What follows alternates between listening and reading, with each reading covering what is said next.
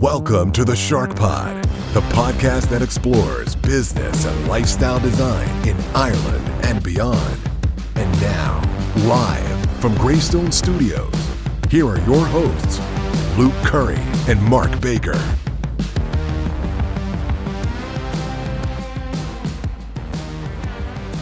Every business, I have 5 companies now. We'll do 100 million this year. I started every one of those companies with no money. Zero money, man. Just hustle and grit and courage. I've called on people I didn't want to be with. I've done things I didn't want to do, okay? It is not about doing what you love. It's about doing whatever it takes to make your dreams a reality, to be closed and stay closed. If you're not closed on your product, if you're not buying your own product, why would you expect anybody else to? Yeah, $400 is a lot of money. Your prospect says to you, $400, do it. Listen to me, man. You're 32 years old. You've been trying to save money for 20 years and you hadn't. Do it and do it now. I don't need anything special here. I'm not going to be empathetic. Quit being stupid. Write the check. What is up, SharkNation? Okay, so that was Uncle G, Grant Cardone, giving us a little bit of a pep talk coming in here. Today we're going to have an idea cast, a positivity cast, COVID positive cast for the day that's in it.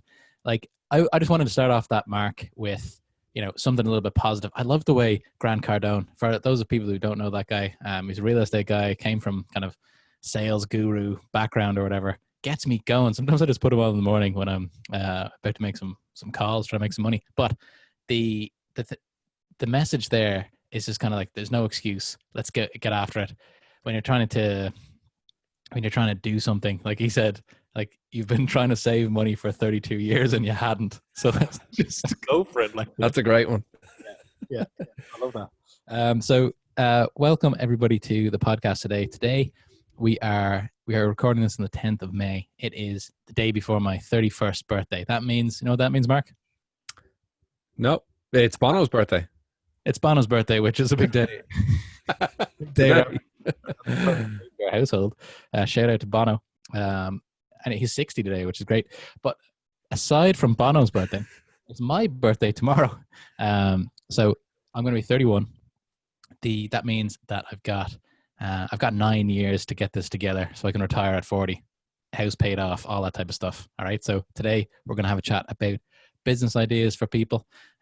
We're talking before the podcast started today, and we're talking about how much opportunity is going to be coming out of this after the coronavirus either dies down, they get some sort of treatment, or, the hysteria is over, it burns out itself, whatever. 2 years from now, there's going to be maybe a new normal, but it's going to be so much opportunity. And we talked as well about the people who just got off the hook yesterday about not doing the leaving cert. I couldn't imagine a better gift. You guys, you can literally do anything you want. There'll be no stick to beat you with from employers. What'd you get in your leaving cert? Oh yeah, it was the COVID year. Get out of jail free card. Get out of jail free card. I know you can't. I was going to say we just go to Greece or something for that month, or go do something. But I guess you can't leave your house. But essentially, it's opt in though. You can do it. Can you? I think is it not opt in? You can do it if you feel that what you've got isn't what you should have got. I think you can do it. I think that's an option, which is great. Yeah, I was a roll the dice on the first one. I think I'd take whatever they gave me and just get out there and start living my life. I'm not a big fan of the leaving cert, just because I think it stifles the creativity of people, puts people in a box, says, Mark, you're a 500 guy, Luke, you're a 300 guy, and that's your kind of destiny, even though it's absolutely not the case. But okay, so Mark, I've got a whole host of ideas here for businesses, right? The idea here is to talk about businesses that we think are good. I'm going to kind of pitch them at you. You can say, that's BS, or, is this idea going to sink or swim or get eaten by sharks? That's kind of what we're doing this. Okay. So the ones that I have lined up, these are all ones that either have a lot of funding or don't have any funding. I think that's going to be, it's something that's coming out of this. this kind of pandemic, everyone's into big thinking, right? But what about those boring businesses? These are the ones that I'm thinking are going to be around. If they're around for the last 10 years, they're going to be around for the next 10 years. So if we can put a little bit of marketing and put a little bit of innovation into these businesses, we should be able to compete. Also, competition in business is something that rich people made up to keep you poor. Guess who said that? You. Yeah, I just wrote that down before we started. I don't believe in competition. I mean, take your business for example, like recruitment. If you Google recruitment agencies in Ireland or UK or whatever, you may never start that business. There's a lot of people playing in there. So, I mean, what makes you guys, like, maybe for the listeners, what makes you guys think that this was going to be, like, was that something that you considered? You're like, this is that's a situation where you're currently in that line of work already. You think you're pretty good, you know, you're confident, and you're working for a company or a person, and then you go out on your own. That's probably the easiest way to do things, I'd imagine. You know, whether you're a landscaper or a painter and decorator, or an accountant or whatever. So you kind of have a leg up there. You already have all the insight that you need, but what you don't have is the credibility as a business owner, that kind of face-to-face experience, or just people aren't used to seeing you, I suppose, as the main guy to talk to. And the only way to get around that is to actually just do it. Yeah. You know, one, be very, very good at what you do. Running a business and being an employee are two separate skill sets as well. But if you're entrepreneurial and you're an employee, you can pretty much run a company then, I think. You learn as you go, you get advice, use mentors, but I think excellent marketing, and that's marketing yourself as a brand. You should do that before you jump ship even. Like, you should be creating your brand since you're, 15 years of age. And whether you cultivate that on LinkedIn or Instagram or Facebook or all platforms, you should be doing that. Couldn't agree more. This is something, Mark, you're hitting the nail on the head. It's a shark tip for the people out there, because people in Ireland are afraid to put themselves out there. And if they do it in a very controlled way, right? Where on LinkedIn, like for instance, someone I know on LinkedIn, she is getting after it. Like, she's really putting up not controversial stuff, but very honest stuff. Everyone is watching with their popcorn, so people have screenshotted things that she's said and send them to me. Do you know that kind of way? That's personal brand building, right? I don't think there's any need to be controversial, but if you're putting, like, the question is, like, if you say, I'm gonna put this out on social media, and someone goes, I don't know what people would if they'd like that or whatever. Well, you get stats, you get your stats, you see how many views your post gets. You might say, with my LinkedIn, it's 90% recruitment and finance kind of stuff. Every now and again, I'll put up the new painting I did, and that gets 10,000 views, whereas a post about a new job will get 2,000. So it's mixing it up. It's having the brand. It's a great asset that you have there as well with your talent, and you kind of bring the two together. But also, you're not just the artist recruiter. You've got the chops in the recruitment field, completely separate. But it's nice to kind of sprinkle that in as well. Some of the ideas that we have here, or the businesses, are, like I said, actually, I read a book during the week, How to Get Rich by Felix Dennis. It was okay. There was some really good gems in there. He's a guy who started Maxim magazine, PC Mag, I think, loads and loads of magazines, and he's, I think, hundreds of millions. Even when he wrote the book 20 years ago, he was, one of the big guys in the UK. A magazine isn't something anybody's going to be picking up in the future, I imagine. Magazines is especially in a doctor's waiting room. It's going to be a tough one, Felix. But a lot of the things he was talking about were interesting, and he was saying that the stuff that he likes to invest in is the really boring stuff. So he's like magazines is pretty boring. He said one of his richest friends digs holes for construction sites. That's literally boring into the ground. Boring into the ground. So my point is, I remember there's a great business that we used to go to when I was a landscaper back in the day. And it was, I think it's called King's, and it's down in Wicklow anyway, down past the Beehive, or just before the Beehive, you turn right. Those international, that's Beehive is a pub in Wicklow. Anyway, these guys, they did like mulch. Do you know what I mean by mulch? Like for gardening. It's essentially a byproduct of something else, I'd imagine, that they're doing. Exactly. So it was like mulch, compost, all that stuff that like B2B sales. So they'd have stacks of this stuff. We'd back up a truck. We'd fill up a truck. We'd pay them whatever, a few €100, but they got the stuff for free. So basically, people would come in, drop off their waste wood bits. You know, when they maybe they have B2B business relationships with like tree surgeons or something. They bring all their stuff there. They take it off them for free. They put it through a grinder and then sell it on. It's really, I love that. And I'd say wasn't that's what your Uncle George's neighbor was doing in Toronto? Exactly. He had he has I really like that guy. He has the most diverse portfolio. This guy, basically, outside his house, he's got this big sign that says "Leave your metal," or "We take metal," or something. So everyone leaves their metal bullshit. I think he also has a sign to the government to stay away, and whatever he does, there's none of their business. I think he might be eccentric, but I quite like that. So basically, he takes things for free and sells them on. But he also has like a gravel pit on his land where he just digs up gravel, has a machine that processes that, and then he sells it to construction companies. Love that, you know. Yeah, he's doing very well. Okay, so number one, the first business that I wanted to have a chat with you about was this one out of Tennessee. It's called Outbound View. So it's outboundview.com. So I come from kind of an inbound marketing background, because that's what my company HubSpot sells. You know, that's explain what inbound marketing is, just for people who don't know. Basically, inbound marketing is putting out content, putting out it can be advertising as well, but it's just basically getting people to come to you because you're the trusted source of information.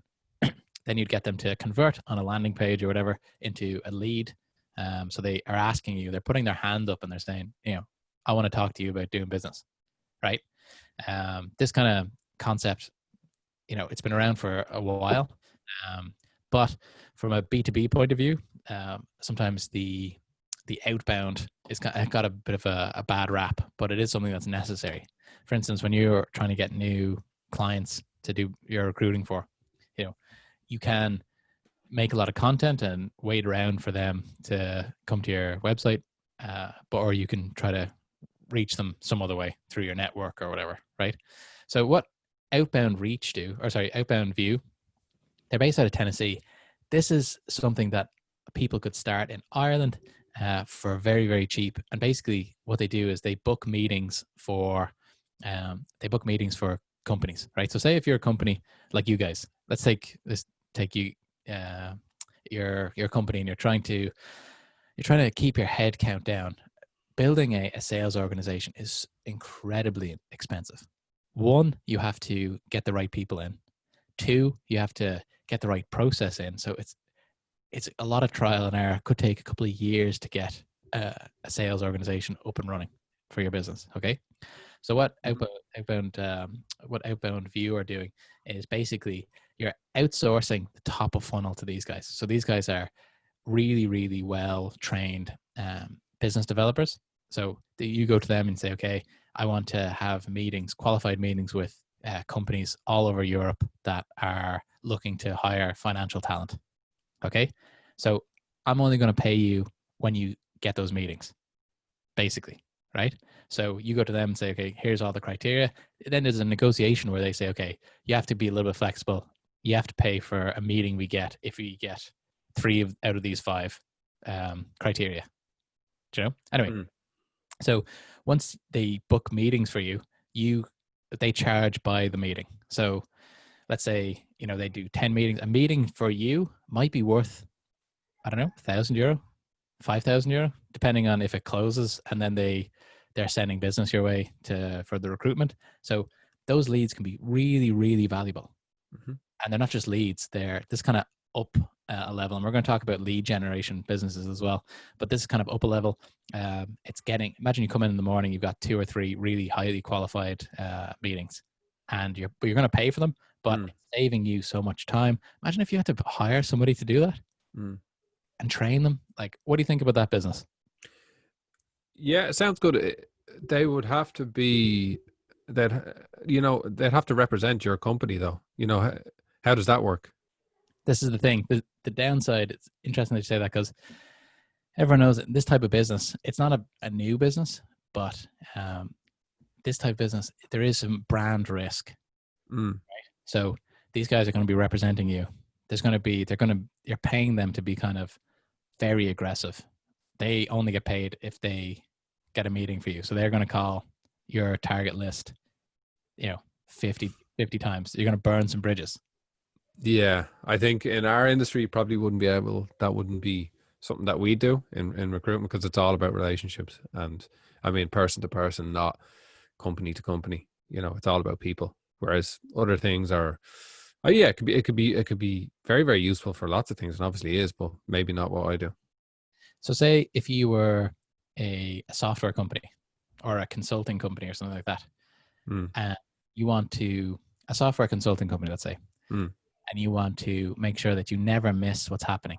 So you always have an opportunity to, propose for a project that's happening in the industry that you're targeting.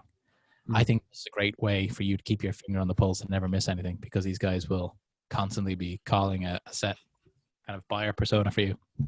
And I think in that type of industry, your brand risk isn't as much if you're just reaching out to say, hey, basically, hey guys, do you have any projects that are upcoming that we can bid for?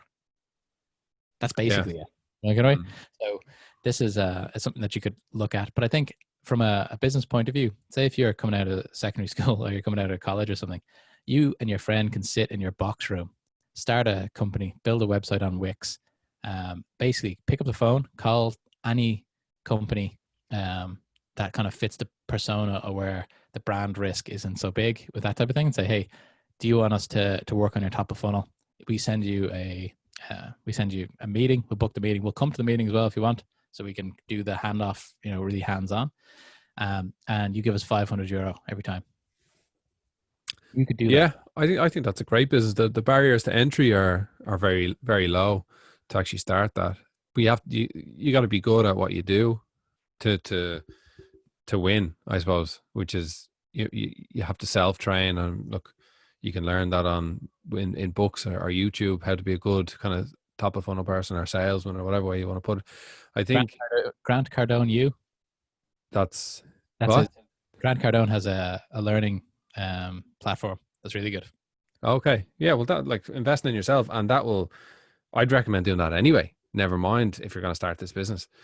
I think where smaller businesses fail is probably that they don't have that kind of top of funnel staff member, because all they have is, the manager, the 5 employees or whatever, maybe a marketing person, but maybe a marketing person should be half salesperson, half marketing. Maybe they're hand in hand. I don't know.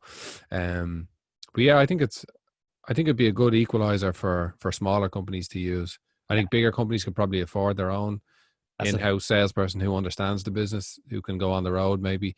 And maybe if you want to scale a business bigger, you could say with a small business, I'm not bringing in some company to build my network. You'd be like, I'll build it from 5k radius and then 10k radius and real Dublin style, which will work, and you can build quite a big business, but you won't build a €1 billion business that way. Exactly. And it's something that I wanted to bring up, because it goes back to one of our first episodes where ain't nobody want to sell shit. Everyone hates the top. Everyone hates finding deals.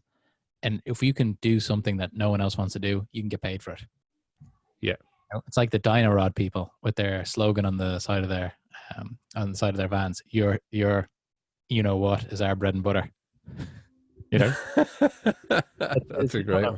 Love that one. Okay, cool. So that one's kind of a in the middle. It's a good idea if somebody just comes out of school or something and they want to figure out a way of getting something where they can make money quickly, low barrier of entry. I think it can be something to look into. So especially nowadays, because I know people who are kind of have business development roles in companies, and where half the staff have been either let go or laid off for a bit, and they're still there because it seems strange that a business developer, when there's no business around, but that's when you need them most. 100%. Also, there's kind of economies of scale as you get bigger as this company, because you'll basically over time you'll build your own CRM, you'll build your own like all the sales software pieces that your company will buy. So you get to sell that access to companies. So say I can call you up and say, you know what, I've got the CEOs of every financial company in London. I know them. I've talked to them before. I've sold them other things. You know what I mean? That's then it starts to get a little bit, you know. And you're a data company, you know. Exactly. And I'm not going to share it's okay for GDPR because I'm not going to share that information with you. Sure, I can't share that. That's where my money's coming from. Mm-hmm. Yeah. So, you know, do you want access to this Rolodex plus all of the software infrastructure that I've built around this business? You don't even have to pay me anything. It's a pay. It could, yeah. But I like the way it could globalize a business. You know, open the market up to Europe, to America, with the click of a switch. You know, click of a switch. Cool. All right. So that's number one. The second one I want to talk to you about is basically taking an infrastructure, right? So it's taking something that's really old and established, and then putting a marketing layer on top. So you be a marketing company more than a product company. Yeah. This is something that people don't really think about. So let's have a think about this one here. So if you go to brex.com, BREX.com. Yeah. These guys are a credit card company for startups. So first corporate credit card. If you go to the website, you see the branding is really, really nice. It's a great. Put it up there. Share your screen there if you. Okay. Yeah. This is not great for Spotify and so forth. No, it's okay. I'll give you some. Click onto YouTube, by the way. People don't know we're on YouTube. So are you on the website now? You see it? Yeah. Okay. So this is a credit card, right? So as you can see, this is actually a MasterCard. So what Brex have done is they're taking the infrastructure of MasterCard and they're putting a spin on it. So basically you could do this for anything. You pick a industry, right? And you say, okay, let's do a credit card for, like I said, the recruiting business. That's what you're in. Okay. Mm-hmm. So you basically have a website where you have all of your marketing just focused on the recruiting business, getting people to drive there. You've looked at a business and you've broken down exactly what the issues are with your payments, with your, you know, like all of the things that you spend money on, and you're building like reward programs for a credit card based on the needs of a certain industry, right?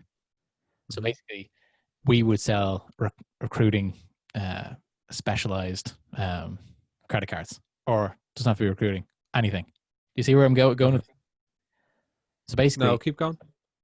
So basically, if you have some money to if you got some money to really market something, you can set up a credit card for any particular type of person, and then build a brand around that. So people use your credit card every time. What's the benefit of that person using that credit card over a normal MasterCard?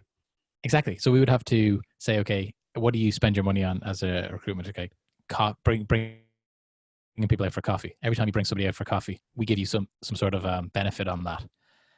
Every time you, run a corporate event, if it's on our list of vendors or something, we're going to give you a benefit of whatever, air miles or whatever. So basically, we're taking like what MasterCard would do to the broader audience, and we're niching down. Maybe recruitment. Okay, thing, but like pick an industry, right? And then you would have the different. So basically, the risk here is zero because you're not handling the payments. You don't have to pay for the technology. You literally get an agreement with MasterCard. You spin up a nice website, and basically you just send these out to people who are we get them to sign up. One, you'll get the referral bonus that MasterCard have. I don't know what it is, whatever, $200 or something, to get somebody to sign up for MasterCard. And you can negotiate like a 0.03% or whatever of the charges as a commission. Okay. Do you know what I mean? Nothing. Yeah. We could do this, Mark. We could do this in 6 months. We could have this going up. And these Brex guys, what kind of companies do they work with? And Every guys, company. Yeah, these are actually for startups. So they have these. This is a big example. So these guys have a lot of money behind them and all that type of stuff. But I just want to show you what's kind of out there, right? So if you come down here, so stuff like they give you 7x rewards on ride shares. So, you know, like if you use Uber with it. So anything that they basically took startups in Silicon Valley and say, okay, what do they spend money on? Recruit software, like on travel. They'll give you stuff like that when you're going around trying to sell your new company. And who gives you the money? Who gives you the rewards? So MasterCard. MasterCard gives you the rewards. So you would have to balance. You get like, I don't know what type of there'd be like a reward sheet, and you'd have to pick. Okay, these are the ones that we want to generate, and then MasterCard would say, okay, it's going to cost you X amount per reward point or something. So you'd have to balance it up and make it worth your while, obviously. Yeah. But I think there's so much flexibility there. We could a credit card for every type of industry. You know, I wouldn't say there's too much work involved either. Like you're just a real middleman. Yeah, exactly. You're the marketing company, and there's loads of things that you can do around being a marketing company. I know this for a fact because Payfirma, the people I worked with in Canada, they're a marketing company. They don't own tech. Well, they own the front end, but they don't own the processing. So they've put on software at the front to make it look nice. And then when you do a payment, it goes through the bank. It doesn't go through Payfirma. Oh, okay. Actually, I think they might have kind of been acquired and now they're doing their own payments, but like at the time, right? So what do you think? What do you think about that idea? No, I think it's obviously it obviously works. I just have to see how. Me as a business, say it's recruitment, like it'd be like you'd really have to sell it to me well, you know. Yeah. But if every consultant was to get one of these cards, it would make sense because it is the same stuff over and over again. It's coffees, it's lunches, you know, anywhere where there's predictable recurring costs, expenses. I think it would work. Yeah. I love this. I love this idea. Something that we might take offline and talk about. But I think this is one for the future as well. People aren't going to stop using cards. I think credit cards going to go up. In Canada, I was down in Dunleary the other day getting a Teddy's ice cream. They were oh no, sorry, it wasn't a Teddy's ice cream. It was it was Insomnia or something, and I didn't have my card on me, and we'd walked all the way there, and it was a bit of a reward for the kids walking all the way down. Yeah. And all I had was a €20 note, and nobody near that kind of promenade area in Dunleary would take my money. Crazy. This is a great use case for this, especially with the COVID stuff. I think this is something that we could do. And we could do, you know what, we could, any type of fintech thing, like we can raise money on the back of that. That's no problem. Okay. So that one's kind of good as well. So that was kind of in the middle there. The first one you kind of liked. The second one was pretty good. This one's called Healthy.io.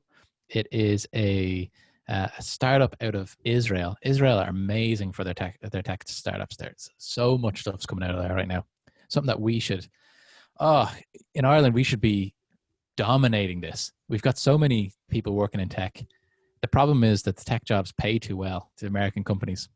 And it's hard to just leave all that behind to take a risk, I think, for Irish people. But, you know, we've got so much tech talent in Ireland now. We need to really up our game. So with all of the COVID stuff, Healthy.io is basically sending out packs to people to self-test for things, right? So you get it every 3 months or whatever. I think it's like urine or something. that they're testing. And for the people listening and not being able to see my screen, it's basically early disease detection. So you're kind of, people right now, they're obsessed with their health right now. Everyone's worried about the COVID. These guys have sold over 100,000 kits. Basically, they send it out. The kit that they have, you just put your P stick into the kit, and it's like Bluetooth or something. It syncs with your phone and then sends it back to like a professional, a medical person. Oh, say that again. Say that again. That bit. Okay, so let's say that you pee on a stick or whatever. Yeah. Or you pee into a the way they do the stick thing. Yeah. Or prick of your blood. Yeah. Or your finger. Yeah. Whatever. You actually have an analyzer there that you put your stick. It reads it. Yeah. Reads it, and then it sends it to your phone, and then in turn that sends it to a medical professional to look at, or AI to see what's on the horizon. Go see a doctor. Your kidneys are failing, etc. Wow. What do you think about that? That's super. I think a company called Let's Get Checked. A guy I know, Peter Foley. They're based in Dunleary. There, they raised I think they raised a further 71 million this week, and they're doing very well. I think they did self testing, like for all kinds of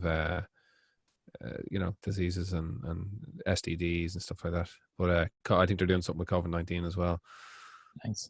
The reason why I brought this up is because I think people will be taking back control of their health after this. This is going to be something that we've even trying to get, like, I'm in Greystones. I was trying to get into one of the doctor's offices here, and I come and they say, sorry, we're not taking any more patients. Can you imagine that? We're not taking any more customers. Yeah. And then so I had to go a little bit further afield. Another thing that's going to be huge is online consultation. Online, online, so it's basically like a secure Zoom link or something. Yeah, pretty much. But there'll be I know someone who's currently doing it, or in the process of building a proper tech for it, in that industry already, who have pivoted and who have got over 100 consultants signed up already to agree to do it. I love that, because basically what your friend there is doing is they're tapping into the talent of other people to figure that out. I had a prospect recently who they're in the UK. They do I forget what it's called now, but locum. Do you know locum? Yeah. Where people, who are nurses or doctors or whatever, they kind of work, chemists and stuff. Yeah, chemists and stuff like that. They work kind of part-time or whatever. These guys have like the locum market recruitment sewn up in the UK. And they are doing an incredible job. Basically, we try to, change their business a little bit to make it a little bit easier, but they're making so much money they didn't really care. So wow. Is there something over here doing similar? I don't know. I don't think there is. This is what I'm saying.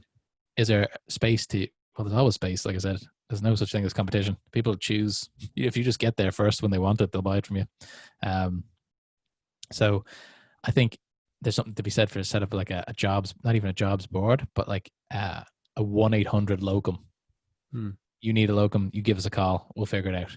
And then we take a referral fee. We actually pay the locum people. We can do that as well to kind of separate that if you want it. Yeah, like a contractor type. Yeah, I'm sure that's being done over here, in fairness. I think I was speaking to a guy before. I think he was a chemist and an accountant, and he was doing a bit of both. It was an interesting mix, and I think it's an app they have as well. Okay. It's a great it gives you great freedom, that kind of lifestyle. Love the lifestyle as well. So it's kind of like they don't really sell that when they're selling being a pharmacist, but that's probably the best lifestyle or best aspect of being that unless you're a Walter White type character. Yeah, exactly. Make some powder on the side. Okay, so the reason why I brought this up is I think that if there's younger people listening to this and they want to figure out how to tap into the new hysteria about health concerns and stuff like that, I think there's loads and loads of space here. I think the self testing at home. I think it was going to be doing well anyway. It's just kind of going to be spiked now because of COVID-19. So keep that in mind, and also see if there's any way you can be a middleman. If there's any way you can generate some like top of funnel for these types of businesses, that was going to be a problem. Whatever, I think that's the takeaway from today. Whatever happens, top of funnel is going to be a pain in the what for everyone. Yeah, social media is tough for these kind of companies as well. I remember a friend of mine, it was the guy I mentioned earlier, kind of sent me a link to like their Facebook page, and I was like, it's for STD testing as well. You know, I don't know if I'm going to be liking that page. So it's kind of, I guess it's a little bit taps into the like what HIMSS is doing in America, where it's like any type of erectile dysfunction. That they do it in a very covert way, kind of under. You don't have to go to anywhere you don't want to physically. It's anything that's embarrassing to go in and physically do. Yeah, you don't need to. Yeah, I think that's brilliant. I love that idea too. It's going to save lives as well. Like, yeah, exactly. So doing a good thing. I don't know if erectile dysfunction is really a life-threatening thing, but it could be a socially damning thing. It's going to create lives. No, it's going to create lives. Okay. Stay strong out there, guys. Okay. Right. This next one, right? I've loved this business for ages. Like these were our competitors when we were in Canada. All right. They're called Helsum. So it's HELCIM. I believe that they're based in Washington State. But they've got a nicer website than they did when I was competing against them. But these guys, they've figured out the game a little bit with the payments. Okay, so they do merchant services, which means that they do any type of like any way you can take payments. They basically are the middleman for payment processing. So for retail, for e-com, whenever anyone uses any processing, it has to go through some sort of back end that connects to the right. So what they do is these guys, they said, okay, they looked at the business and they said, okay, what is the most expensive part of the business? And it's 100%, it is a sales game. There's no difference. Like Payfarmer, we had a great sales team. That's why we were growing the way we were. But it's expensive to have a sales team, right? Because you got to pay them residual, you got to pay them commission, all that type of stuff. So, and it's this is ultra competitive because a payment terminal, another thing that you tap your card on, like that's interchangeable. Everyone does that. Do you know what I mean? So it's really goes down to kind of a price war, negotiating, a lot of negotiating, and going through. Like I remember when I was doing this type of sale, I really liked it, but I think a lot of people would hate it because it's all negotiating. It's basically they would send you their bills, and I'd go through their bills over the last 3 years and try to figure out where we can save the money. So it was very time consuming, but it was, it can be lucrative. But these guys really, it's a really good model. So what they do is they do a lot of online marketing, right? So they spend a lot on ads. They spend a lot on kind of content and stuff like that to drive people to the website, right? And the way the business works is, let's just make this really simple for people who have never been in the industry, right? Say a credit card payment, it costs the merchant 2% on average, say, to process a MasterCard. Yep. So the price for headphones is €100. They actually pay €2 to MasterCard if you pay with your card. Do you know what I mean? Yeah. So there's a cost every time you use your card. Visa charges the merchant. Okay. So that's to say it goes up as far as 4.8% with American Express, right? So that's why a lot of people don't take American Express because it eats into the margin. Anyway, so let's think about this, right? So it's 2% that the merchant is paying on every transaction. Okay. The cost of processing these payments for, say, Helsum is about 1.5%. That's kind of the baseline. That's what that's what MasterCard give you. They say, okay, this is how much it's going to cost you to process these payments. Okay. So there's a gap of 0.5% between what the merchant is paying and what you have to pay to the bank. So you're the middleman. Okay. Yeah. So that 50 cents is your margin, right? So what these guys do is they'll go in and they'll say, okay, they're going to win every deal because they're so cheap. Basically, they've got, like, there's no sales people calling phones or anything. They come in and you fill out a form on the website. You upload all of the documents that you need to set up a merchant account. They process them, okay, get you approved with the bank and all that type of stuff. They give you the lowest rates possible. So say if it's 1.5% is their cost, they'll give it for 1.6%. So it's tiny, tiny little margin. Okay. So they cast the net really, really wide. And then what they do is in 3 months, if your account isn't profitable, if you're not processing millions and millions in credit card payments, they send you a letter saying that the cost of your card processing is going up to 2.5%, right? And that makes it profitable, or whatever the profitable number is, right? And basically, you have the choice to say, I don't want to go through that again. I'll just stay here, and they've got a profitable customer. Or they say, I'm not paying that. I'll go somewhere else. So over time, they distill the market down to only the best customers, and they didn't have any salespeople. It's amazing. They've got this. But how do they get? Yeah, it is amazing. But how do they get the customers in the first place? They advertise. So if you're a merchant, you'll see a Google AdWord that says, "Hey, come to Health. We'll give you 1.6%." They know that you're paying 2%.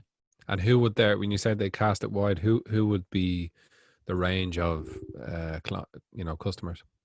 The customers that they're going after are people who are processing, say, $250,000 a month in credit card payments. Online or physically or everywhere. So like whether that be, say, like Woody's DIY, they put through loads and loads on cards. Any of those kind of bigger companies, they're the profitable ones. So basically they're doing what's called a lift in the industry, where if they're not profitable, basically you just lift up the price and until they are profitable or they leave. So it's like firing your bad customers and then you have good customers. Yeah. You could, if you had a couple of $100,000, you could do this in Ireland. Easily. Who would be the biggest players over here? Elavon for sure. Global Payments. The biggest problem here would be that in Ireland, like I think it's kind of a sleepy industry here, where people don't really make that much money out of it. It's not as dynamic as North America. So I think like Bank of Ireland and AIB do their own ones. So they have access to all of the customers. So they'll just sign them up with a merchant account when you go in to do your business banking. So it would be a little bit hard. Yeah. So I would say go after the UK. Yeah. But you could do it from your bedroom. Yeah. Well, what would be the point of targeting a small market if it's, if it's not a bricks and mortar business? Exactly. So this, I think you could roll this model out to loads of things. So you could say, okay, I don't know, the accounting game. Say, okay, you want, I don't know what the rates are for renting auditing staff, but you could say, okay, auditing, I can make X amount of euro per head. That is profitable for me, but I need really big projects. So you just basically, you've got an auditing project, come here, fill out a form. We'll see what's the minimum we can do on that or whatever. Yeah. I'm trying to take out sales out of these situations, because sales is the most expensive part. But well, that's in contrast to the first company, which is trying to be a sales outsourcer. So this is exactly what I'm talking about. So this is a juxtaposition to what my first couple of businesses were. But I just thought it'd be interesting to have a look at this, just because I love this business and I used to compete against them. So out there, if people are trying to come up with business ideas or they're trying to go out on their own, think about how you can just build a website that is something where you can control the payments. So it's something that is, if there is a business out there where size matters, where the customer size matters, if you can, how do you cleanse them? You send them a letter saying that they're costs are going up. Yeah. Is that in the T's? That's obviously in the T's and C's when you first sign up. Yeah, subject to change. It's clever. It's kind of like a freemium type thing where you get them in, and then if they don't want to pay, they go. Exactly. Yeah. Something interesting, something to think about there. Yeah. I've got a couple more here. I want to jump into. We're just gonna like go pretty quick here. Outside Talent or outtalent.com. Outtalent, they are why this really kind of popped up for me. This is a Y Combinator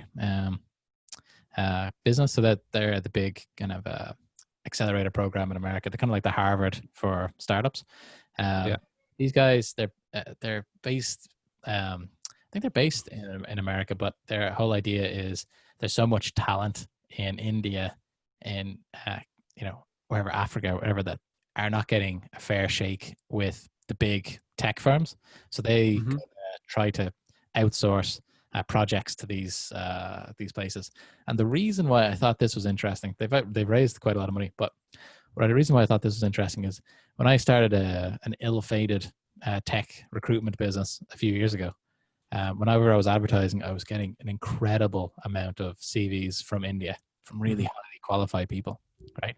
So I just wanted to pick your brain on this. Is there anything that we can do in Ireland to try to tap into the potential there? If you're a recruiter. Do you see an angle here, Mark? I see it from the company's perspective where, well, let's say from now, a lot of companies are going to be having their staff work remotely. So that opens it up. There's so many, well, there's pros and cons, but there's so many pros on that. One of the pros is that your employee, you don't have to have, your rent is lower, you don't have to have as many desks. So your staff can work from home. Maybe there's a work-life balance thing there for them. So they're in Wicklow and they don't have to commute into Dublin. They're even in Longford and they don't have to commute into Dublin. Therefore, the housing prices go down, rent goes down. That solves but it helps a lot of the housing problems now, which I think is super. But it also opens it up outside Ireland. It means that your employees don't have to, if they're going to work remotely. I know one company I was speaking to the other day who were about to get a bigger office before this happened, 5 times the size of the one that they're currently in, and now they're considering having 200 of their staff working from home. This is a revolution. Yeah, as a tech company, I won't say it is, but so therefore that they were saying that opens up their employees to come from international companies, not in our countries, not just Dublin. So why do you necessarily need Irish staff if you don't have an Irish office to go into? Yeah, it's such a different mindset. So where a recruitment company doing this would struggle a little bit is that the kind of in-house, if the company is big enough, if it's a Facebook or whatever, they have in-house recruiters that would be getting those applications directly. Where's the value you're adding as an international recruiter there?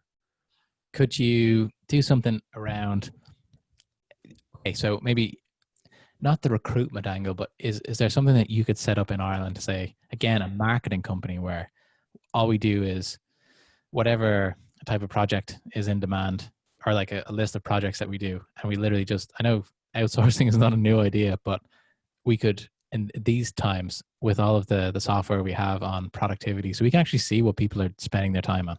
So right now it costs, say if you're a tech consultant, it costs around €900 a day to have you work on a project. That's what consultancies charge, right? So €900 a day. If you can do that, but outsource it to somebody that works for you in India. So it's not just some random person, but someone that you're on Zoom every day. You can even have a screen up and watch them work. You know what I mean? Well, there is companies that do that. I don't know if it's not Fiverr type companies. That's a little bit different. Fiverr and Filipino jobs and stuff like that. Yeah, but yeah, no, I think that's already happening because of technology. Yeah. But I think there'll be more appetite for it from, let's say, normal companies to start doing that a lot more. And you're thinking, how would a company fit in between the, say, the recruitment company, and like you could use a recruitment business or an accountancy business or whatever it is, and then the staff, I don't know how that would. Okay. Well, it's something that we need to maybe think about a little bit. Someone out there, the idea for this one is just kind of plant a seed to say, okay, that there's whatever 100 million tech experts in India that cannot move to Ireland right now. They're not getting visas for Ireland. Do you know what I mean? So how can we leverage them where they are for business here? I think leverage is going to be the biggest thing that comes out of the COVID situation. That's where people are going to make money. If you can leverage talent somewhere, if you can leverage like I said, the MasterCard infrastructure, if you can leverage anything like that and just build something on top, you're going to be golden. There's so much opportunity out there. It's like I'm so excited about everyone being online all the time and being able to sell just to millions and billions of people rather than just like this is opening it up. The mindset. It's a real contrast from what's happened. Like with COVID-19, your world has got smaller because you're forced to stay indoors. So therefore, it's just your direct family and friends. And it's also gotten a lot bigger because you're forced to go online more.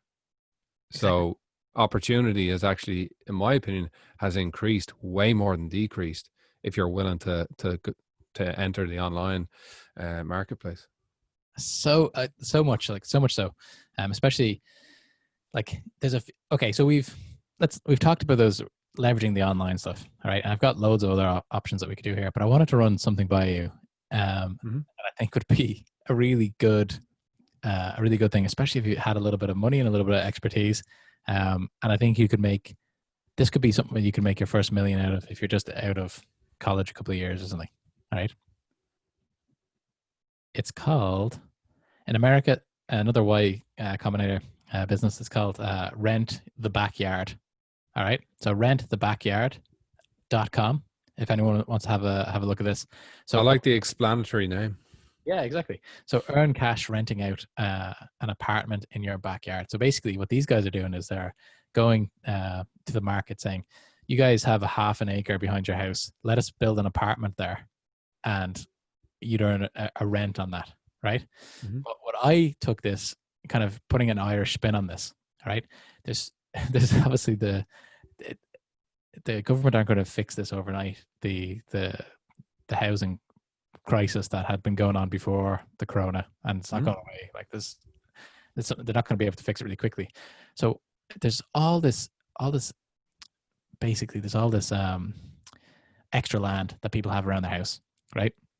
So I would think if you went you can set this up and say, okay, if you've got a backyard, if you've got a side bit of your house and you don't know who to call to build on it, you don't have in-house architects, you don't want to deal with the permits, you don't want to put any money down, we'll come in, we'll do everything for you. We'll build a house, we'll sell the house, and we'll go halves with you on the profit. What do you think about that? You do nothing, I'll give you a couple of $100,000. I can see you thinking. Yeah, but I'm thinking, why it's not worth it if you can do it yourself. Like, it seems like you're giving away an awful amount. Okay, so let's play this through. Say you go literally go door to door talking to people. Oh, right. Sorry. Yeah. So what people's problem here would be is that they don't have the upfront cash or credit, or they won't get approved for a 50 grand granny flat. 100%. So they don't have to take on any risk whatsoever. We take up all the risk. You don't have any. A lot of the people that have these big gardens, like they bought those houses in the 80s. They're rich on paper, but they're not rich in cash. Well, you can see it from looking at their gardens. They're wrecked. Exactly. So we go into those wreck gardens and say, hey, listen, we'd like to put 200 grand into your garden to build a house. We need the land, right? We're the experts. We'll do all the paperwork. We'll pay all the lawyers. You literally sit in your house watching TV, and then we'll sell the house for you. We'll build it, sell it, and we'll take half. We'll give you half of the profit. Is that what it is? Is it half? What do you mean?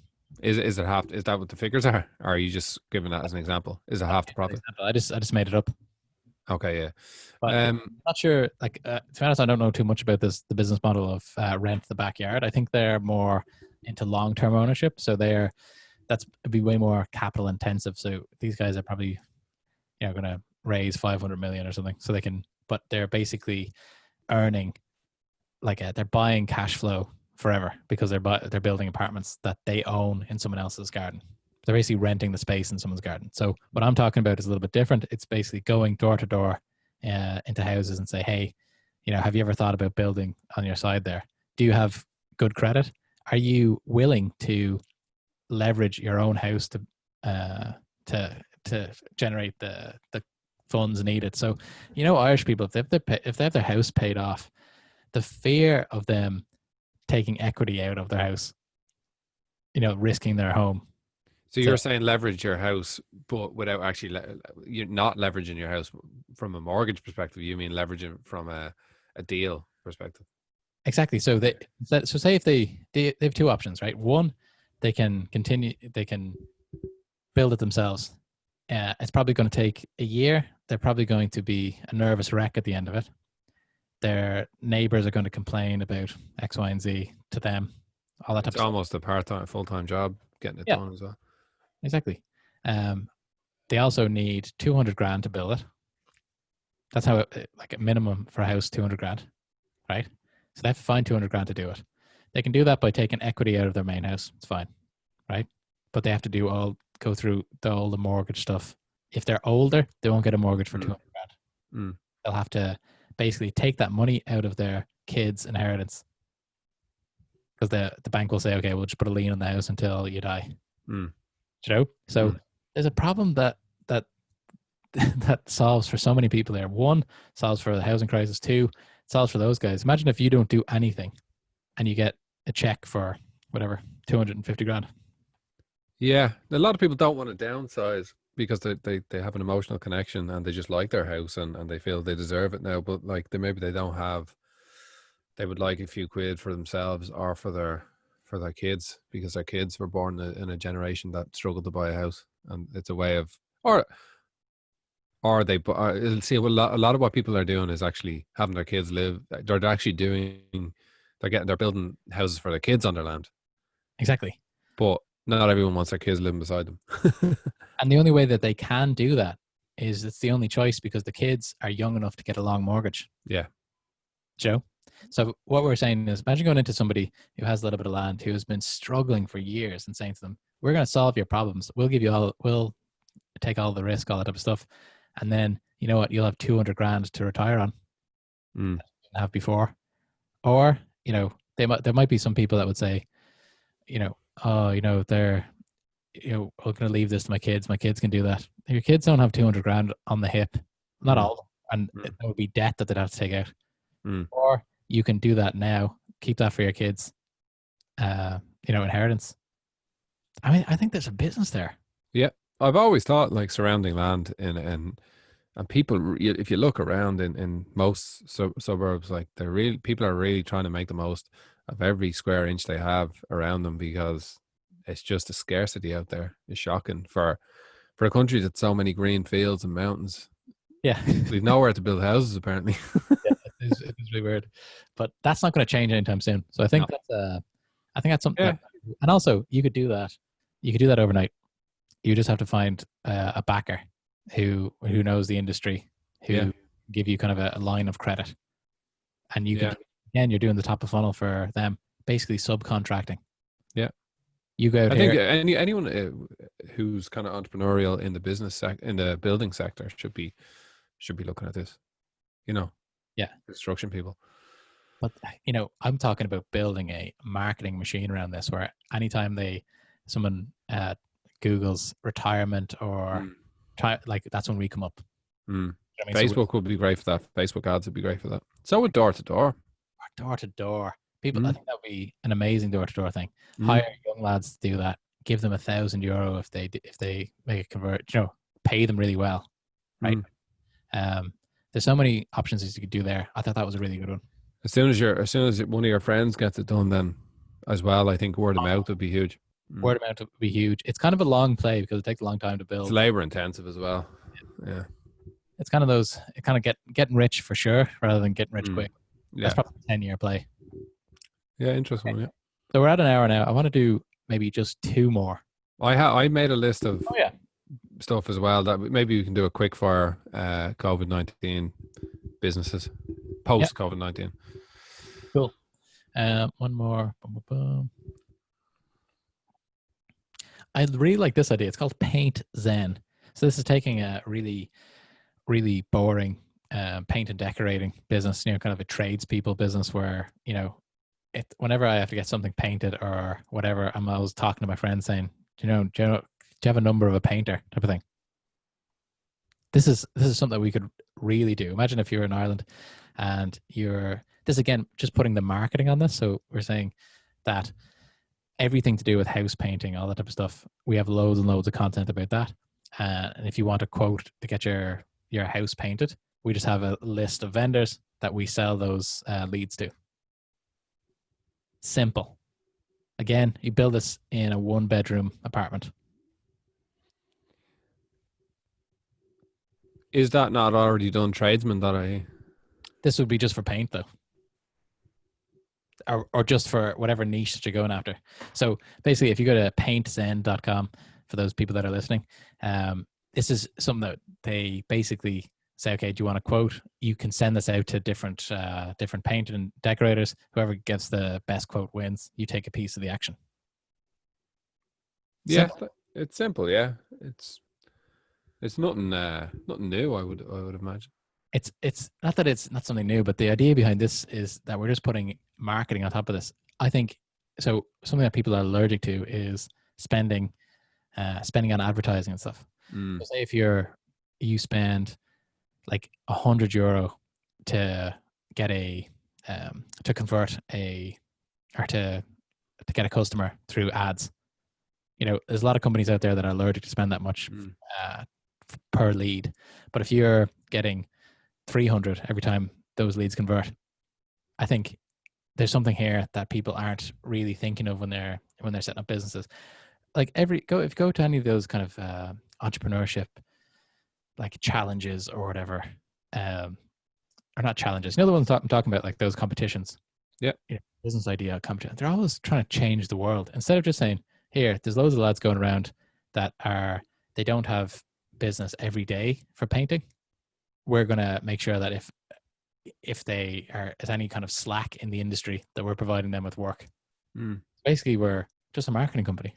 So we don't do any. Imagine making money out of people painting their house in Cavan, and you've never picked up a paintbrush. This is what we can do with marketing. Like, yeah, so yeah, it's simple. Like, there's not much to it. Like, it's just capturing. For painting, it would be word of mouth and Googling. Like, I had to get a new battery for my car, and I just Googled, garages that are open at the moment, and I just found one on Google. So that's where people are going to find stuff. And these types of ones are kind of like away from like Amazon and stuff like that, where there's no kind of like Amazon for paint getting your painting done. It's a service, not for services. Amazon doesn't do that yet. So I think that's something that we could do as well. So my point is, anytime you're like, there's no need to be completely unemployed anymore, because you can just you can spin this out, pick a industry, and just get after it. And then afterwards, once you start to get bigger, you can start to really get your leverage on with people in India and stuff like that by saying, okay, we want to have content on getting your house painted. We need to have 5 different pieces of content coming up a day. So just outsource that. They're sending you that all the time. Do you know what I mean? Yeah. I just think there's with the new, I'm so excited about the next few years because there's going to be so much possibility out there. Why don't you, I've got one more thing that I'll do. I'll go through after, maybe just to wrap up, because there's one more not really business idea, but something that people can do if they're unemployed or they just want to get after it and make some money that we can bring up. Yeah, cool. So what you want me to do? My some of the things I wrote down. Yeah. So yeah. So I broke it down into kind of products, services, and then new concepts, and kind of the evolution of current concepts because of COVID-19. And essentially, you'll see there's a trend here, and it's a lack of interpersonal physical connection. Ironically, that's usually what solidifies businesses, is the kind of personal connection, a handshake. But I still think that is going to happen. But people are going to get real weird about personal touch. Deliveries, that's an obvious one. That's gone through the roof. Stuff you need. Have you heard of that company? I did. I heard it on the Dave and Williams podcast. Is that the one where they've got like 100 products or something? It's all milk, stuff like that. Yeah, kind of like the milkman type of thing. That went away. We still have a milkman, like, and it makes complete sense. Anything that's recurring, and the volume of it, you know what it's going to be every week. Why wouldn't you like just get it in? Like, it seems like a futuristic thing. The stuff, milk arriving at your door without even have to, but it's that was way ahead of its time. I just had that thought before we went on today. I'm like, I have to go get the shopping again. I get the same stuff every week. Why isn't that just arriving every Sunday? Yeah. What am I doing? Yeah. But I know that they do something like that, but it hasn't caught on. Hasn't broke through. I don't need to go to I don't trust them to pick my apples. Like, that's the only thing. I do. I think you'll trust your teenage kids getting in Ubers with people. You'll trust people picking your apples. Like, yeah. I personally wouldn't trust either. Anyway, so drone deliveries, I think, is going to be huge. I love that idea, but it scares the hell out of me as well. Imagine looking out and there's all these packages going everywhere. How do you tap into that if you were going out on your own? Would you go into at the drone end? Do you go into at the packaging end? I don't know. I haven't thought further than that. I've been watching it. There's a guy doing it. Mana Aero, I think they're called. The guy who founded Car Trawler. Bobby Healy, I think his name is. But they did it with Camille. I don't know if they've done a prototype yet or what the story is, but Camille, the takeaway. Weirdly enough, I think they're going to be the first ones to try it out. It's very random, and I haven't heard too much of it in other countries, so it's weird to think that our doorstep might be the kind of first one that happens, or certainly the first few hundred. It makes sense. Like, apart from the airspace, but airspace is probably going to be less clogged now, less people flying and stuff. It's like if you could basically, to get somebody to deliver something, like the delivery cost on like Just Eat is something like $350 or something. If you could just get $150 if it's a drone, that's it. Because it takes out the flesh. Anything that takes out the flesh is a big. I don't want any flesh near my food. Nothing. If I could have drones making it, that'd be handy. Yeah, that's the next step. And then further down the line, it's everybody has their own personal drone. Where it goes to fetch things for you. Yeah, why not? Why not? Like, I like that idea too. Or I remember years ago when I was in Canada, like going for a run, you could have the drones would follow you while you're running. My friend had one. I was just about to say that, like, for vloggers and stuff, how is that not a thing now? Like a mini, like, bird-sized drone just following you as you chat and talk to it. It's a camera. Yeah. Has that been done? Yeah. They do have that. That was out years ago. Weird the way that's not. You don't see that more. You probably do, maybe you do in LA or something. It's interesting. We were on my friend's uncle's yacht in Canada, and it was just circling us, videoing us while we were out at sea. It was really cool. Wow.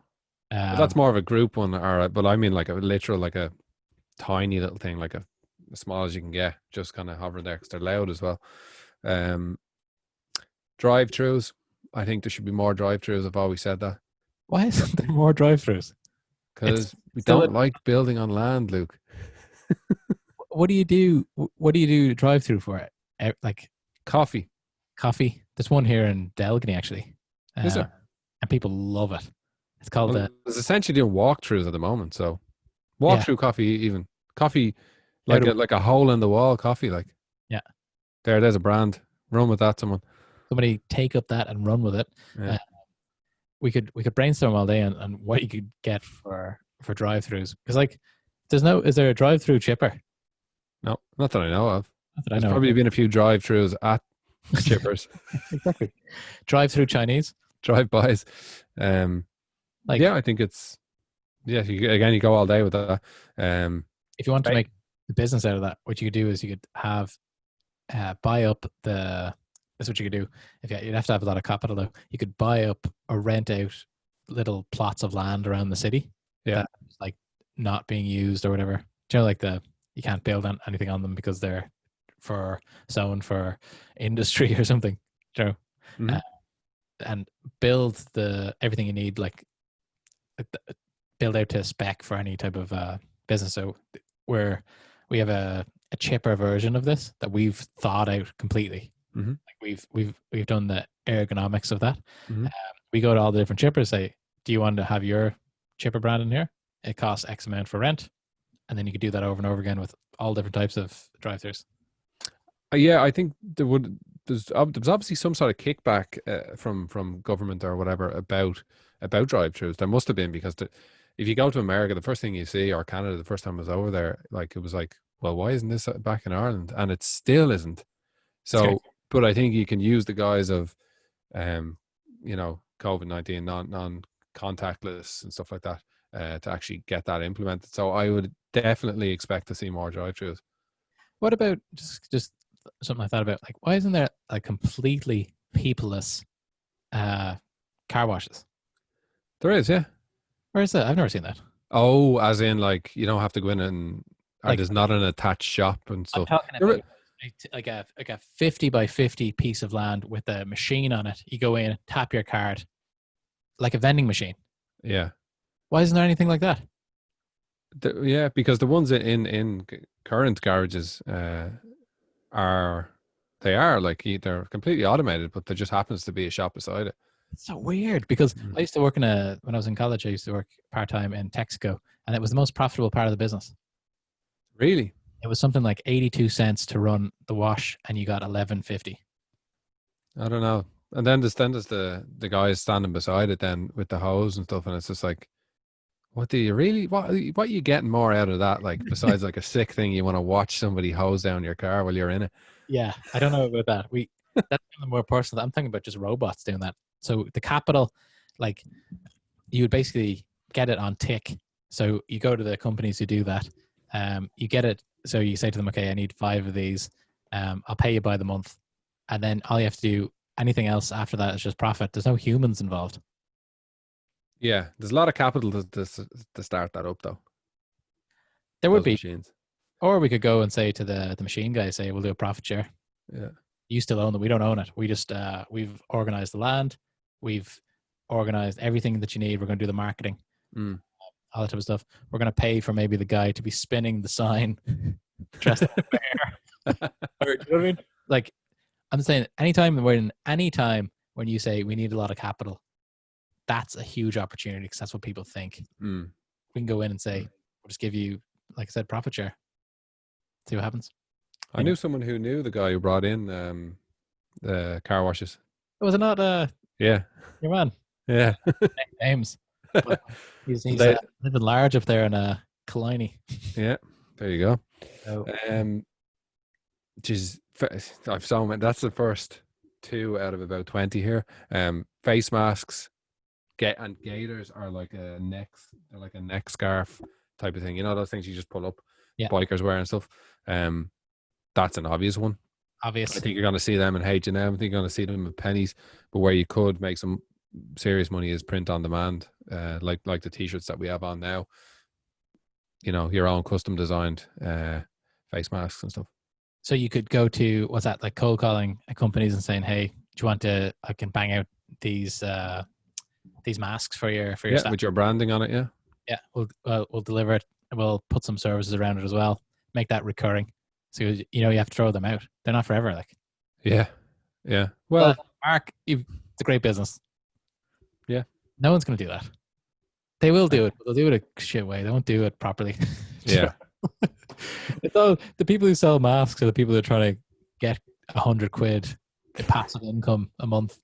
People who sell people who are going to be selling the masks in Dublin are the same people selling cowboy hats at concerts. Yeah, exactly. It's never going to be. They're not going to do a good job. Anyway, I just think this going to make a quick buck. Yeah. Online education, obvious one. You know what? I did my first online education course, and it was life-changing. It was amazing. Really? I'm so much more skilled after the 10-hour course that I did. Like I really opened my eyes on this. Which way do you come in? Do you build them yourself? Do you hire experts to build them for you and get them to sign over the rights to everything? What do you think about that? How do you make money from that? Well, there's people already making money from it, so I think fair play to them, and they're in the right space, and they've gone from strength to strength. I think you can be a one-man education, a one-man college. You know, whether it's an artist teaching people how to paint portraits, it's all in-house. You record everything. You do it well. Maybe you're the person who creates the platform that allows people to. It's a package that allows people to start their own course, and whether that's using, it could be anything from the marketing involved, you know, the start to finish. It could be how to do time lapse, whatever, you know, how to give lectures, how to transcribe. It automatically transcribes your video, what we're doing here, into the notes. Yeah. There's so much around it. Because that's what I like where your head's at there, because you want to leverage this. So it's not just, okay, what do I know? What can I make a course of? How can I tap into the knowledge that isn't on the internet yet? And how do I market it? Yeah. I mean, what I probably should have done, as opposed to being a portrait artist and in an industry where it's, you know, it's tough to be a multimillionaire, is actually to build some sort of program or product around art, as opposed to being the guy looking for the product, you know. And I think, like, I prepared I did not a course, but I did like a 10 video thing explaining something in work, and I sent it around to people because I thought it was missing knowledge from the sales teams. So I made an email, sent it out to everybody, just because I thought it would be helpful. And by doing that, I actually learned more. Do you know what I mean? Because I was like teaching it to people. Yeah. You're not going away. So I think you'd learn a lot by doing that. So say you could have one of your courses could be, you know, how to paint, you know, realistically. Mm-hmm. And the course could be, these are the steps you want to take to monetize your art business. Mm-hmm. The other one is print on demand. These are your options, and have a 10 episode thing on that. And then you'd have to find the content for that. Do you know what I mean? And you'd learn more about that as well. I think that's it's a really good one. I think it's a really good one for people with not a lot of capital and a lot of time on their hands and nowhere to go physically. I think that's, teaching online. The guy that I did the course with was the most boring voice in the world, but he had kind of a southern drawl, which I like. So it kept me interested. But the biggest thing, like he's I think he sold 20,000 of his course at £20 a go. So you know, it's $1 million, and he's not dynamic. Wow. He just tapped into a kind of a weird niche that a lot of people want to get into. What about advertising? I have a bit of a fascination at the moment. I think I sent you a link. I might have to a Twitter page, which is it's called like rate my backdrop or something like. So it's Zoom backdrops. You know, people, the setup. That's a thing now. Like backdrop dressing. Yeah. You advertise. You know, you've got one of my paintings behind there. Could people pay you if you were giving courses or you were running events, because online events are going to be a thing now, to have it in the backdrop advertising. Love that idea. That's something like imagine, and anyone can do it. Like, so the only way you could do that would be if it was affiliate marketing, which we're going to talk about in a minute. But say if you had a call to action I don't know if you can do this through Zoom though. It would have to be, so if you could see this behind me, I've got a Mark Baker's painting on the wall behind me. I could set up an affiliate link. So you click through, it's like a call to action button on my Zoom thing. And if you click through that, it brings you to your website. And if you buy, I get a taste. Yeah. Or it's in your show note or whatever it is, you know, it's like in the background is this week, it's, you know, Mazer's painting, you know, next week. And then every week it's something different, I think. And it doesn't have to be, that painting is just one example. It could be a book.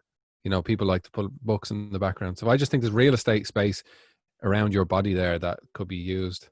Yeah. I'm just laughing because imagine it just says like Pepsi behind me. Sell out, like. But also you can change your background there on Zoom. You know that, like, it's for like, you don't have like a green screen type thing. Yeah. So I'm going to imagine that, you know, companies can promote virtual backgrounds. Absolutely, especially if you're running like a one-to-many seminar or something.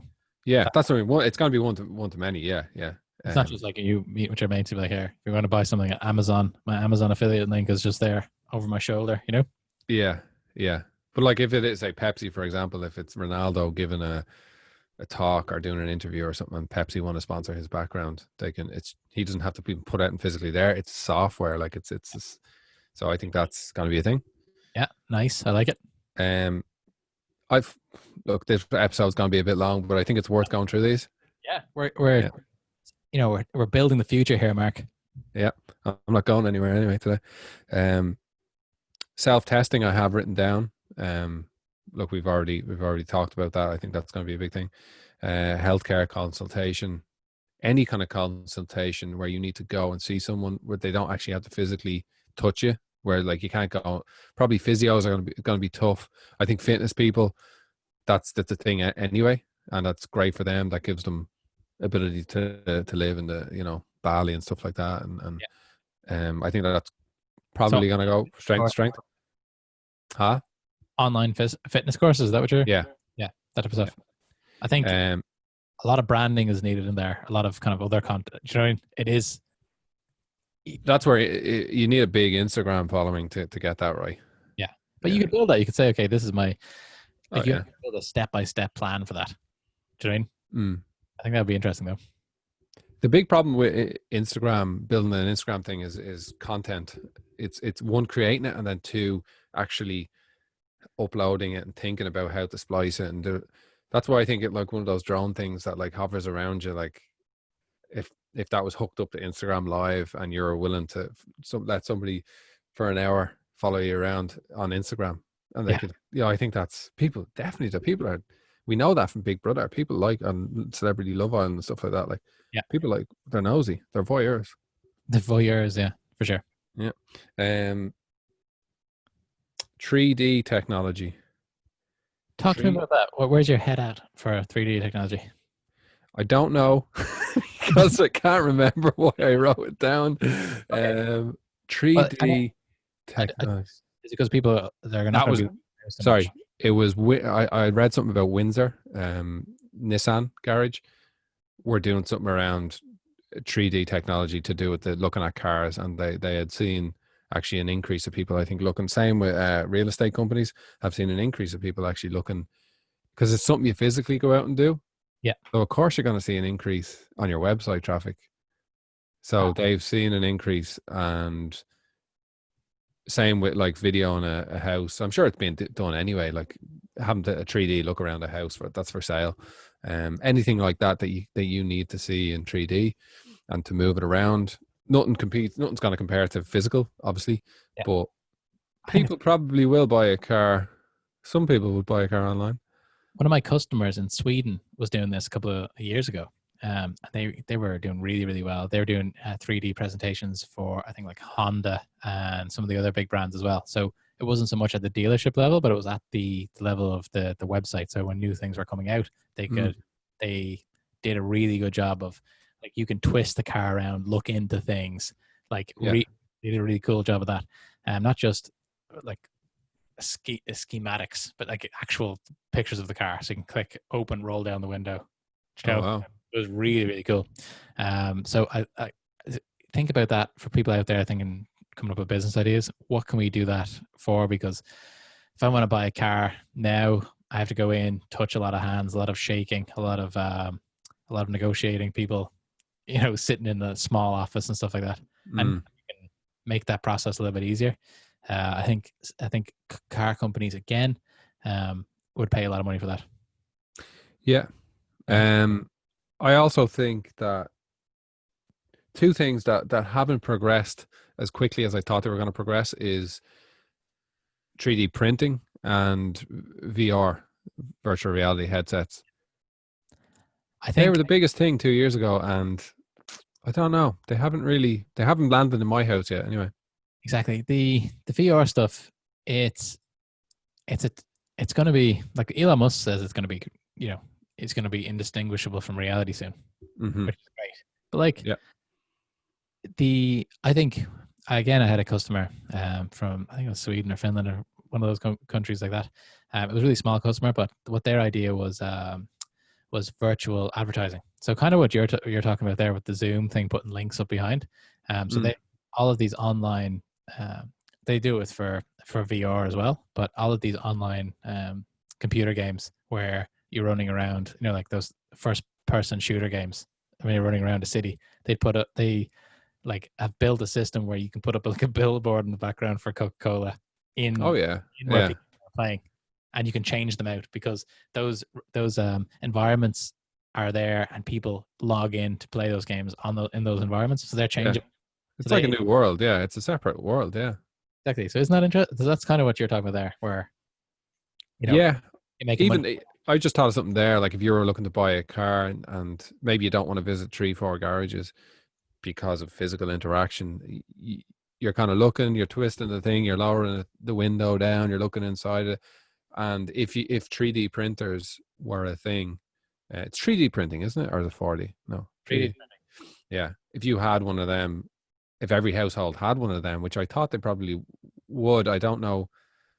I just haven't looked it up myself, but you could click just print and it would actually print, a small enough model that you can actually start looking at in your hand, maybe. You could do that. One of the biggest things about the 3D printing is that it's very expensive to fabricate things, and it's limited to what you can fabricate. Yeah. Different types of materials that are not susceptible, but are usable in that case. I know a lot of people I think it's the University of Limerick, they're building those face masks for frontline workers in 3D printing, and they're banging them out 1,000. Really? Yeah. Jeez, I wouldn't have thought of that. I always think like plasticky kind of models, and they're saying that the problem with it is you can build, if you have the code, you can build a gun and stuff like that, mad stuff. Yeah, that works. Yeah. So it's something to think about as well. Again, I think that's like a long-term thing. I don't think that's going to be in people's houses just because. That's the problem. I don't know how fast you can. That's one of the things that kind of have to evolve at its own pace, I think. What I would say, it's kind of the theme of today from my point of view is, I would say, all right, I don't want to be in a business where I'm developing VR. I don't want to be in a business where I'm trying to build the technology for 3D printing.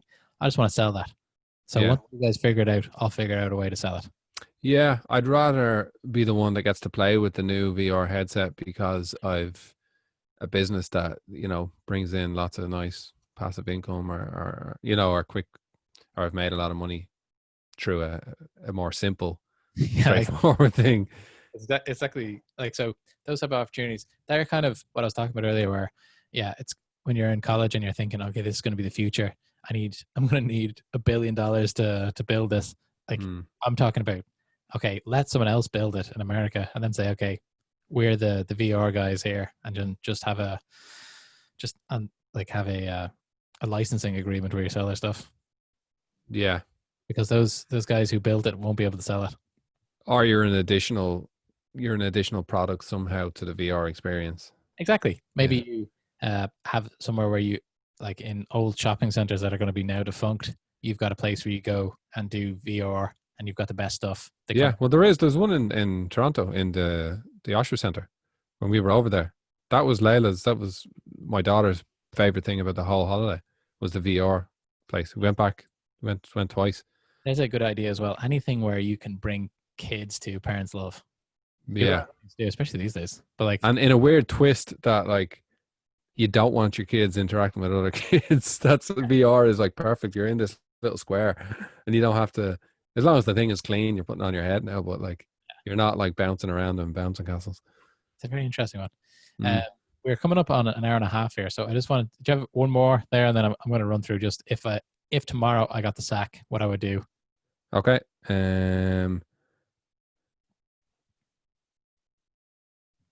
Hold on. This is dead air. Hold on.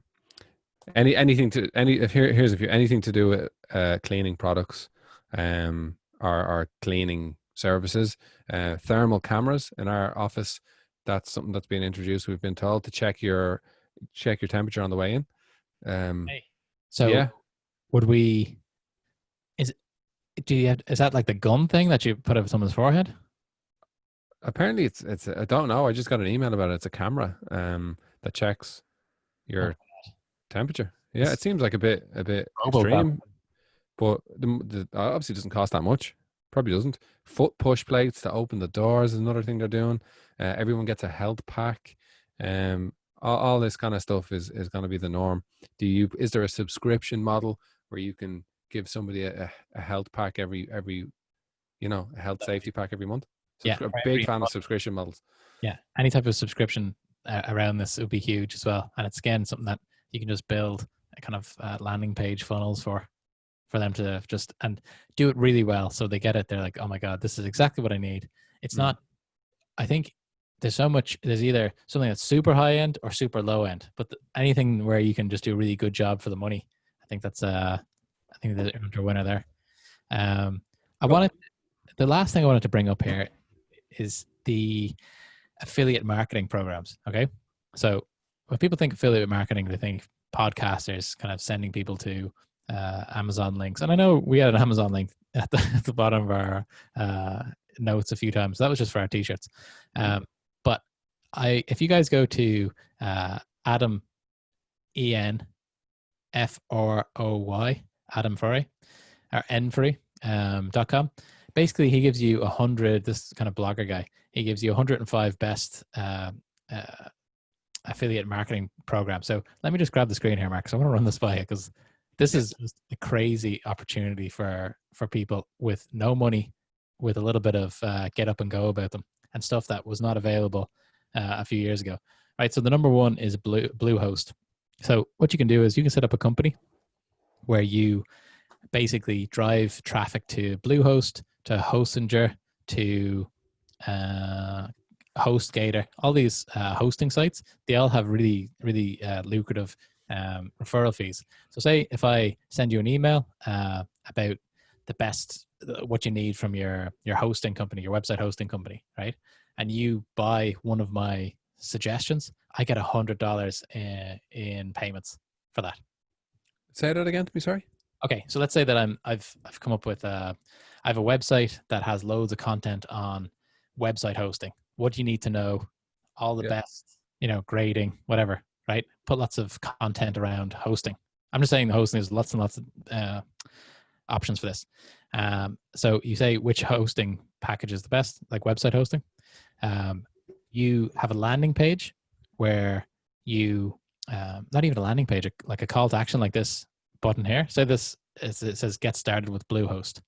So Bluehost, for those people who don't know, are a hosting platform where every website has to have hosting, where the data is managed, right? So without hosting, you can't have a website. So Bluehost provide that. And if you send somebody to Bluehost and they buy, you get $100. How much is their product? Their product is $2.95 with the small, or on the smallest package per month. So how do they paying you so much? So they've taken the lifetime value of their customer, and they've said, okay, we make $800 from the average customer. We're going to pay out $100 to anyone who sends us a customer. Also, they probably have worked out that the Google AdWords will be very, very competitive for hosting. So it costs them more than $100 to get a customer through advertising. Ah, gotcha. Do you know what I mean? So That makes complete sense. People are passionate about different things as well, like, which would be easy for them to build a page about a certain area. Yeah, absolutely. But it's probably, you doesn't have to be any you could pick anything really, couldn't you? Like, So this is what I'm saying. So if you're completely like unemployed, all these guys have just they put in millions and millions of dollars of R&D, and they're basically paying you for customers. So there's one route going down this way is to build an audience through blogging, through videos, through just making noise about a certain product, promoting it, and then having a click through link like that, and basically they just pay you out at the end of the month. So that's one way to do it.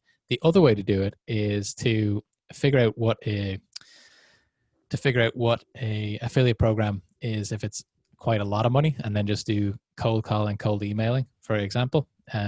I think in the industry that I worked in in Canada, very briefly, the motorized chair industry, they have a referral fee. I think it's like $1,000 per lead. Jeez. per like sold deal. And So how qualified do you have to be to be a affiliate marketing? you have no qualifications whatsoever. You just sign up for it. Okay. You basically sell there. You can just be a freelance salesperson basically, and say, okay, I'm going to target all of the care homes in Ireland. I'm going to call them. I'm going to say, how many do you need? We can get you a good deal, all that type of stuff. And what platforms would you need are the best? Give the best kind of click-throughs. Is it websites, blogs, which is the same as a website, YouTube channels, So I believe podcasts, Instagram? I think Instagram is like technically the best for affiliate marketing right now, because people are quite engaged. But like YouTube, just having a website would be. It depends on how many people are there, but there's so many. Like I'm just looking through 100 for people that are just listening rather than looking at the YouTube thing here. Like there's so many. There's like hundreds and hundreds. All the VPN companies do this as well. So you could set up just if you want to have 10 of your mates, that say if no one has a job, 10 of your mates, bring them over, give them phones, and get them to call companies and try to sell them VPN services. Not even sell them, literally say, I think that you guys, you don't seem to have a good VPN, or you're probably paying too much. Why don't I send you my landing page that I've built for this Express VPN or Nord VPN or whatever? All you guys have to do is sign up for that. They run stuff. They run kind of promotions that we'll opt you into figuring that out. So when it's half price, you buy it then. And once you have got your lead registered with ExpressVPN, whenever they buy over the next 12 months or whatever, you'll get paid on that. So basically, you just get them to convert on a page that you own. You could just have 10 lads doing that. Yeah, if you want to. It's fairly straightforward. What could you even be another in between person, like another middleman there? So say it's health and fitness, and you've all these health and fitness people with 5,000 followers on Instagram, and you somehow you be the affiliate marketer middleman there between the company. Say it's a protein shake company, so you're getting them to use the link, but it goes through you. I like where your head's at, because I do have a little example like this. We are pushing the time today, but so I've got this. These are the conversations that are usually late at night. Yeah, exactly. So I've got this other company here called Better Cloud. Better Cloud are a cloud partner, type of partner that I work with in HubSpot. These guys are actually based in America. They've raised $100 million and they're doing very well. So these guys have kind of changed the game. So there's loads and loads of like IT partners out there that sell G Suite, Slack, Salesforce, Zendesk. So when they sell something, they get a commission, right? That's how that works. Okay. Yep. So how the business works, basically they find new business for Google or Okta or Dropbox or whatever. They bring it in Dropbox on the deal, and then Dropbox give them a commission for finding the new business. Okay. That's essentially what I was saying. Yeah. Yeah, that's essentially what you were saying. But these guys have gone and the next step. They have their own partnership program. So for people who are just listening on the podcast, you can go to bettercloud.com and you'll see that these guys are basically, if you have any, say, if you are, let's say that you're an accounting firm and you come into contact with a lot of businesses, and one of those businesses might be looking for a new CRM package, and you think that they're going to buy a Salesforce, right? You might even say, I think Salesforce are a good fit for that. That's the industry standard for this type of industry that you're in. Okay. Yeah. For that information, Salesforce have given you nothing because you're not a partner. You can send that lead to me because I work with Salesforce. I can get paid on it. I'll give you something for it. So they've got partners that are non-traditional IT businesses sending them leads. So they have a partner program for the partner program. I get you. Yeah. So makes sense. Yeah. Oh, it's so good. When I saw this, I'm like, these guys really, so you can do basically a referral program for the referral program. It's really good. I really like that. So let's wrap this up. We're at 1 hour and 40 minutes here, Mark. All right. So let's wrap this up. The message of today is that we are getting ready for the next boom, right? There's a little bit of a kind of a pause to take people's breath here, but there is so much opportunity out there. This was the idea cast, the positivity cast, but what do you think about those businesses? Do you think that is there any type of future for any of the stuff that we talked about today, Mark? What do you think? Done right, I think there's a future for every single thing we discussed, but you have to do it right. You have to go all in with, and not you can have multiple businesses, but I mean, deep dive into it, batch work it, like we were saying, there's no point in picking 5 and hoping one swims, I think pick 1 or pick 2 if you had the time, and it, we're essentially kind of speaking to ourselves years ago and now, but like, when we were younger, looking for something to do, like this so hard to think, like it was like start your own landscape business, a rubbish removal business. Yeah. There's a million things there, and we just came up with about 20. Exactly. And then we're not even like that's, so I think like I want people to listen to this and feel positive about, you can do anything that you want. This is a new age now. Everything's online. You don't have any time that you say, I can't do that. Say, okay, everybody out there, if they come up with an idea and they say, I can't do that because I don't have the money, I want you to email me at luke@shark.ie and we'll figure out how to get around that. Because capital, it's almost unnecessary in a lot of these businesses. So I think we'll wrap it up on that, and we'll say, it's been a great kind of brainstorm here. I hope my call to action for people listening to this is to, instead of whinging to their friends about how bad things are going to get, or this is the new normal, everyone, all that negativity that's being pushed at you through the national broadcast, all that type of stuff.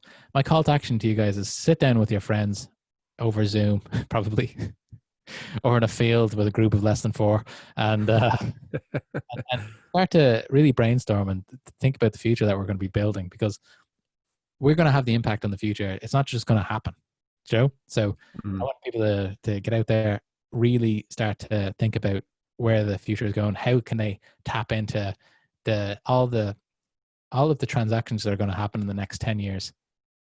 It's not necessarily the strongest or most intelligent that will survive. It's the most adaptable. Exactly. And that's not a quote from me. That's Charles Darwin. Charles Darwin. Last time it was Nelson Mandela. Mark, thanks very much for joining me today in Greystone Studios. It's been a great cast. Let's leave it there for today. And everybody out there, get your thinking caps on. Just, get going out there. Just keep moving forward. All right. See you next week. Bye.